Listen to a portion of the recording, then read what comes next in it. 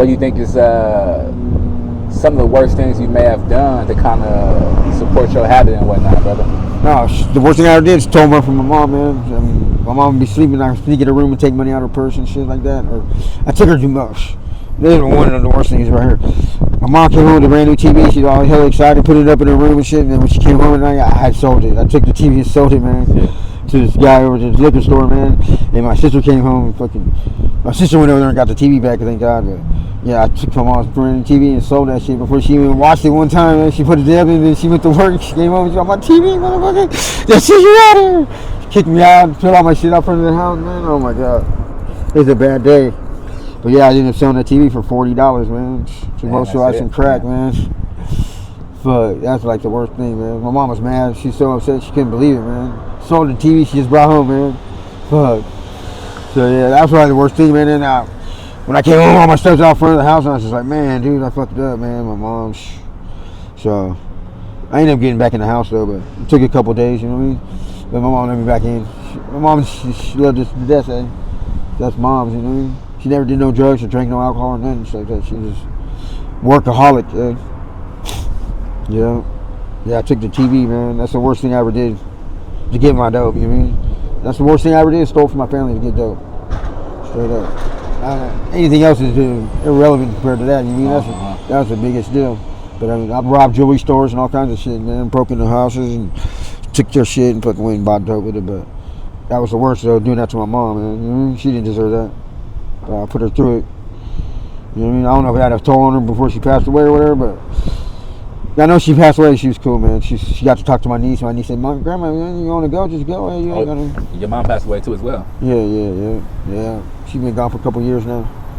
So it's me and my sister and her kids. I got another sister in Colorado too, but it's just me. My sister lives in Tracy now. You know, I don't ever see them. I got no other family out here, man. Just me. I'm the only one out here. Well, I got my son, you know what I mean? I got my son. I got to worry about them, you know what I mean? But I got no other family. Like, nobody to call and say, "Hey, Mom, I need a couple dollars, man. I'm broke." You know what I mean? That don't happen no more, so I just got to make do what I could do. Do you ever think that you might be able to make a change in your life? Or do you kind of want to make a change in your life? You kind of got the drugs, or? Nah, I don't think like that. But, I mean, I do need to make a change in my life, though. I need to get off these tracks and get my son into work, get him into work, and show him that, man, it is possible to get a job no matter what. You mean, even with downfalls of always losing your license or not having, phone or whatever working, because you need a job in this world to live, man. You need a job for sure. I was gonna say, do you think, based on how you live and your son, think it's okay to kind of do the same thing essentially, or? Yeah, I think so. I think that is a big factor in it, even though he says it doesn't, but he just does what he does. You know what I mean? So he ain't out trying to get no job right now. You know, he's just out, got high, doing whatever, and probably passed out. Son used too. Yeah. He just snorts meth though, but he don't even smoke it. He just snorts it, which is rare nowadays because everybody smokes meth. You know? So, but like you said about earlier about the fentanyl, man. A lot of people are stuck on that now. They don't even trip on crank or no more than that. Yeah. They be mostly on that fentanyl. So it's like, you can't even sell dope and make money out here no more, really, because unless you're selling fentanyl, you know what I mean? And I can't stand that stuff, so I keep it away from me. But my son, he had a run-in with it, and he died 3 times on the same little snorted line, man. And I had to bring him back every time. Well, with the fentanyl. Narcan? Yeah, I brought him back. Actually, I didn't. The first time my homegirl, luckily she was next door in the motel room, I fucking went and got her, and she came over and she Narcaned him, and he came back.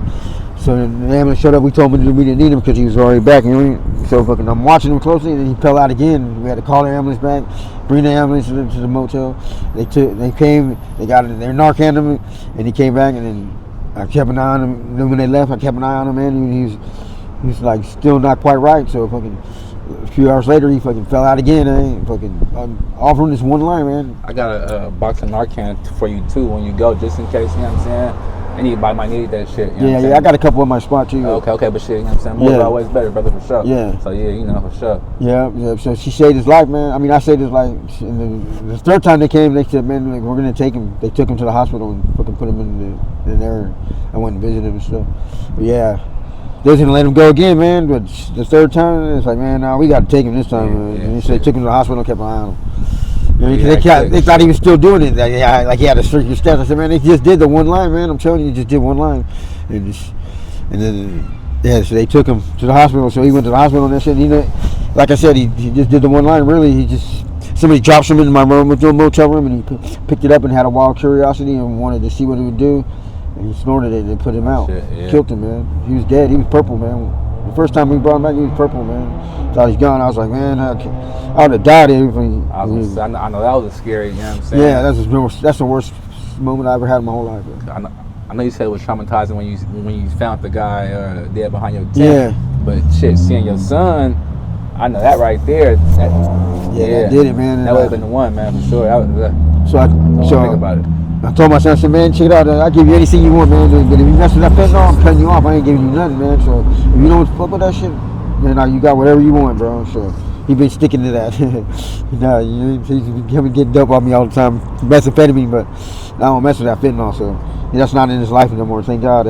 Thank God I ain't got to pull him off that. You know what I mean? Because he pulled himself off it. Well, yeah, he didn't even pull it off. He just tried it that one time. You know what I mean? One time he died 3 times, That's crazy. Big. That's big right there. Man. I was gonna say, have you ever went to the point of overdosing yourself? No. Well, I've overdosed on coke, I think, a few times, but I never went to the hospital for it.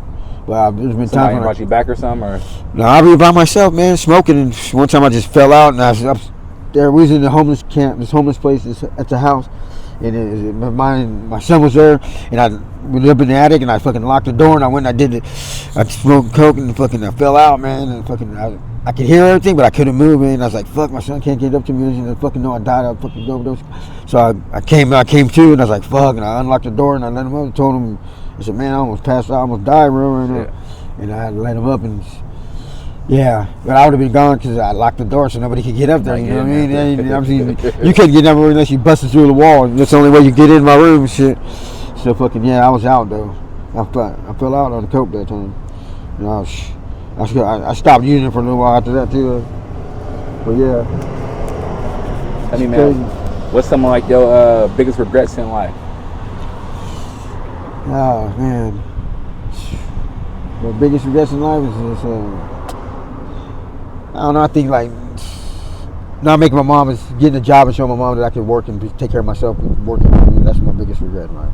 Not showing my mom that before she passed away, but she knew I was going to able to take care of myself, of course, because she died like 10 years after she moved out of Hayward. She died, but yeah, that's the biggest thing. If I had to get out of a job and show my mom that, hey man, look, I can do it, mom. You know, I have nothing to worry about. I feel better because then I know she'd be resting better because right now she don't know what I'm doing. She just knows I was out on the street still. You mean running around with my head cut off when she passed away. And my sister tells me now that she's always say, "Mom, my son's coming to get me. My son's coming to get me." And still like, and I never knew that she thought like that. My mom wanted me to come get her and bring her back out here and live out here because she didn't want to die out there. All alone in my sister's room and stuff. Well, not all alone. She had my sister's kids, but they're all growing out the house too. You know what I mean? So it's just her and my sister really. But yeah, that's my biggest regret. Not showing my mom that. I wish I could have shown my mom. I should have shown my mom more. I should have just manned up. You know what I mean? But I was too caught up in the dope game. You know what I mean? So I didn't show my mom that. That's about the biggest regret I got. You know what I mean? Now I can't go back and show her. You know what I mean? So it's like over with. You know what I mean? So. Tell me now, at this time in your life, you say you're about 50, what is something that you might be afraid of? Afraid of? I don't know, man. I guess fucking having a roof over my head and having to pay the rent every month, man. Right now I got no bills, you know, just a phone bill. So I guess I'm kind of scared of getting into a house and being on my own, you mean, or paying the rent, having to pay the rent every month, you know what I mean? You kind of scared of the responsibility, or you can't that's what it is. I can do it. I'm sure I can do it. I'm sure the responsibility, I think, because I ain't got no responsibility right now, you know what I mean? I don't even pay a phone bill anymore. I got a bomber phone, so yeah.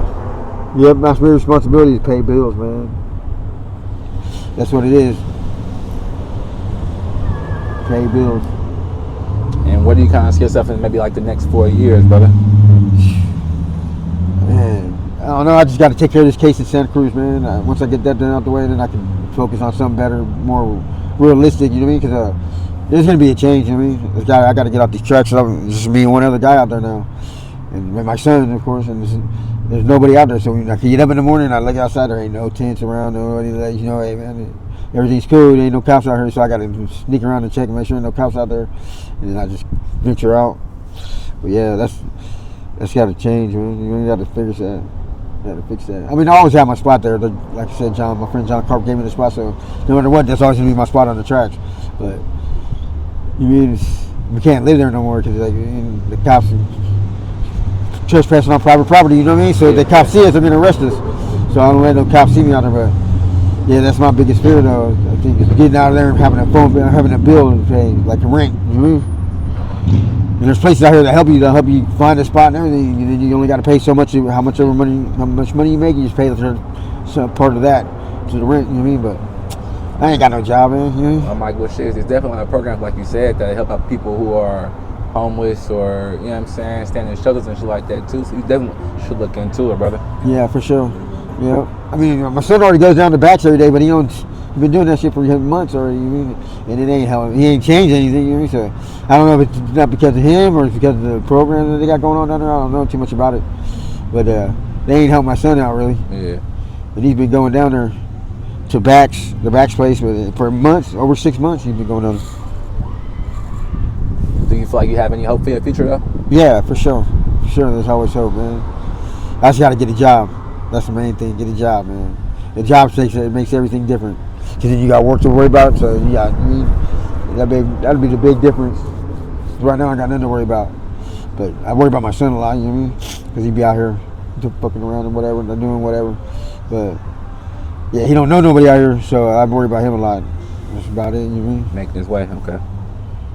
And shoot, that's pretty much it, brother. Unless you got some more you want to leave off with before we go. I mean, I just want to tell everybody out there, man, that a job. The job makes a difference, man. Get a job, man. Get out these streets. Streets ain't nothing nice, man. And, they're making every opportunity for people to get out the streets right now. Every door is open, man. Just step into it, man. Get a job. For sure. That's pretty much it, brother. Right for on. sure, man. Right on, man. Mic right here. The mic. Oh yeah. Yep, Yeah. I saw Mike. Who's Mike? What are you talking about? Where the fuck Mike go? That's a cool little setup you got right there, though. Appreciate it, brother. I'm gonna give me a little Christmas, Easter money, man. Man, use that shit right, brother. Thank you, man. For sure, I ain't gonna buy no drugs with it.